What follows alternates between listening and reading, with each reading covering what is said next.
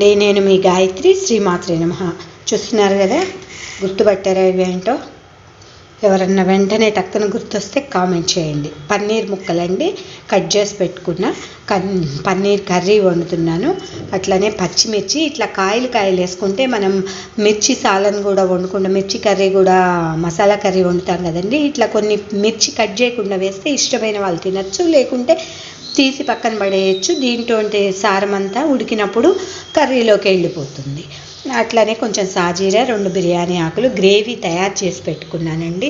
చాలా టైం పడుతుంది కదా ఇదంతా చేయడానికి, చూపించడానికి. అందుకని ముందే తయారు చేసేసి పెట్టుకున్నా. ముందే అంటే జస్ట్ ఇప్పుడే అది చూపించడం కుదరలేదు, ఫాస్ట్గా చేసేసాను. ఇప్పుడు ఇవన్నీ మనం నేను ఎట్లా పన్నీర్ కర్రీ చేస్తానో చూసేయండి. సింపుల్గా చూపిద్దామని అన్నీ రెడీ చేసి పెట్టుకున్నాను. ప్రత్యేకించి నేను ఇప్పుడు ఆనియన్ అవేం వేయట్లేదండి, ఎందుకంటే మా గ్రేవీలో అన్నీ వేసి గ్రేవీ చేసుకున్నాను.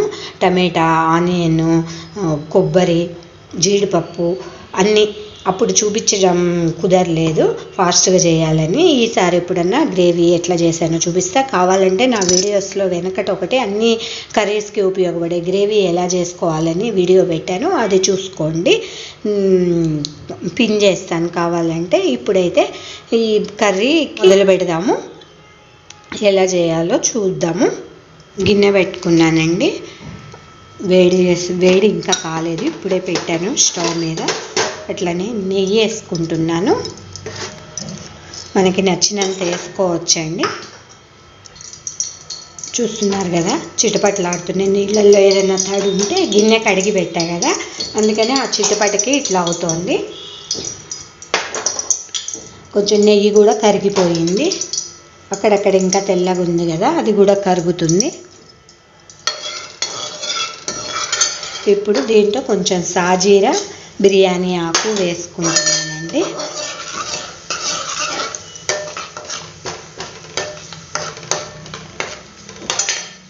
అన్నీ కలిపి మనం గ్రేవీ చేసుకున్నాం కాబట్టి మనం ఏమీ పెద్దగా అన్నీ వేయాల్సిన పని లేదు. ఆనియన్ అవేకంగా వేయట్లేదు నేను, వేడైన వేయండి. వీటికి పెద్దగా టైం పట్టదు కదా, మంచి ఫ్లేవర్ ఉంటుంది వేస్తే.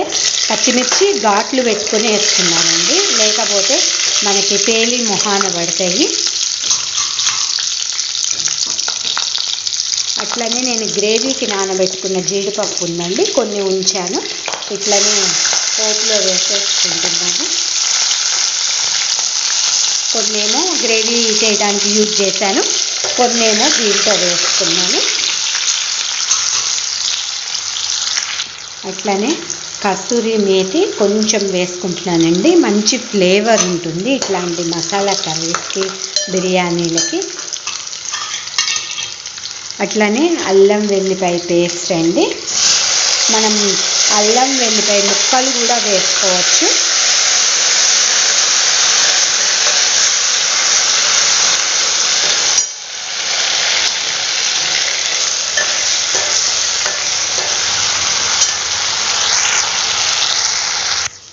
సరిపోయినంత పసుపు, కారం వేసుకున్నామండి. మిస్ అయ్యింది, మనం నూనెలో వేస్తేనే ఆ పచ్చి వాసన పోయి మంచి కలర్ కూడా ఉంటుందండి. ఇప్పుడు ఈ గ్రేవీని దీంట్లో వేసేసుకుందామండి. ఆల్రెడీ మనం ఫ్రై చేసి గ్రేవీ చేసినవి కాబట్టి సిమ్లో పెట్టి జాగ్రత్తగా ఉడికించాలండి. మనం గ్రేవీ అంతా వేసేసుకున్నామండి.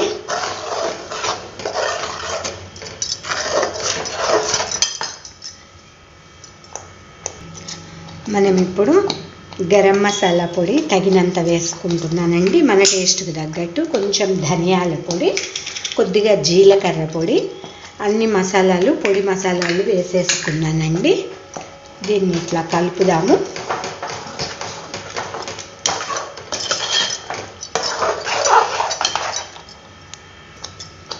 పుదీనా, కొత్తిమీర, డ్రై పొడి ఉందండి నా దగ్గర, అదే వేస్తున్నాను.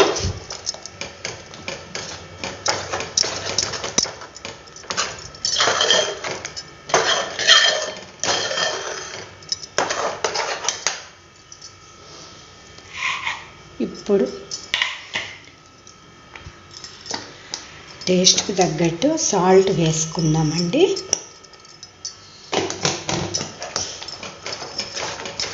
ఇప్పుడు మనకి తగినంత గ్రేవీ ఎంత కన్సిస్టెన్సీలో పలచగా ఉండాలా చిక్కగా ఉండాలా చూసి వాటర్ పోసి అడ్జస్ట్ చేసుకోవాలండి. మరీ చిక్కగా ఉండద్దు, మరీ నీళ్ళగా ఉండద్దండి, మీడియంగా ఉండాలి. నా వీడియోలు మీకు నచ్చినట్టయితే please like, share, comment, please subscribe. పక్కనే ఉన్న బెల్ ఐకాన్ని ప్రెస్ చేసి నోటిఫికేషన్స్ ఎప్పటికప్పుడు అందుతూ ఉంటాయండి.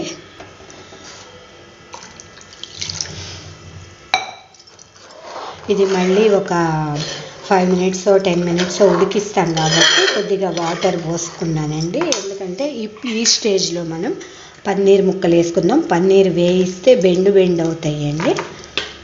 అందుకని ఇలానే వేస్తే ఉడుకుతాయి, దాంట్లో సాఫ్ట్గా ఉంటాయి.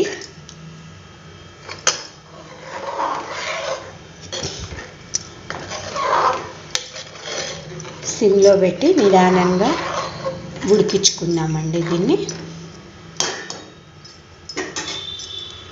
కొంచెం మధ్యలో చూసుకుంటూ ఉండాలండి. అడుగంటిందనుకో టేస్ట్ మారిపోతుంది. అడుగంటకుండా నిదానంగా ఉడికించుకోవాలి. ఇది అన్నీ రెడీ చేసుకుంటే ఒక పావు గంటలో చక్కగా అయిపోతుందండి. మనం ఇవన్నీ వేయటము, అవి వేగటము అవన్నీ ఉంటాయి కాబట్టి ఉడకటమే లేటు. అన్నీ మనం ముందే చేసుకుంటే పావు గంటలో చేసేసుకోవచ్చండి. కానీ టోటల్లీ చేయాలంటే మాత్రం టైం పడుతుందండి. ఏ పనైనా టైము, మనీ 2 ఉంటేనే జరుగుతాయి. ఇది కూడా అంతే. కాకపోతే ఆ మందం గిన్నె పెట్టుకోవాలి ఇట్లాంటి కర్రీస్కి కానీ బగారాలకు కానీ. అప్పుడేమవుతుందంటే అడుగంటకుండా చక్కగా ఉడుకుతాయి. మూత పెట్టుకొని ఉడికించుకుందాము. ఒకసారి చూద్దామండి ఎంతవరకు వచ్చిందో. చూసారు కదా, ఆయిల్ అంతా పైకి తేలింది. ఎక్కువ శాతం నేను నెయ్యి వేసుకున్నా కదండి, కొద్దిగా ఆయిల్ వేసిన.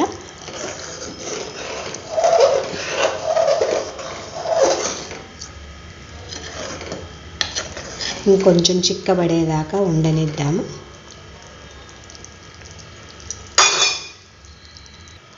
మనం అన్నీ వేసిన గ్రేవీలో ఉప్పు, కారం, మసాలాలు అన్నీ వేసిన దాంట్లో పన్నీర్ ముక్కలు వేయటం వల్ల అవి కూడా ఉడికేటప్పుడు చక్కగా పీల్చుకుంటాయి, టేస్టీగా ఉంటాయి. ఈ వేయించి బెండుగా చేస్తే బాగుండదండి. దీన్ని ఇంకొంచెం దగ్గర పడేదాకా ఉడికించుకోవాలి. కర్రీ రెడీ అయిపోయిందండి. ఎంతో రుచిగా ఉండే పన్నీర్ కర్రీ సింపుల్గా చేసుకోవటం ఎలాగో చూపించాను, చూసేయండి. చిక్కగా కూడా వచ్చేసిందండి.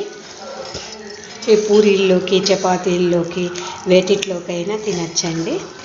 ఎవరిష్టం వాళ్ళది.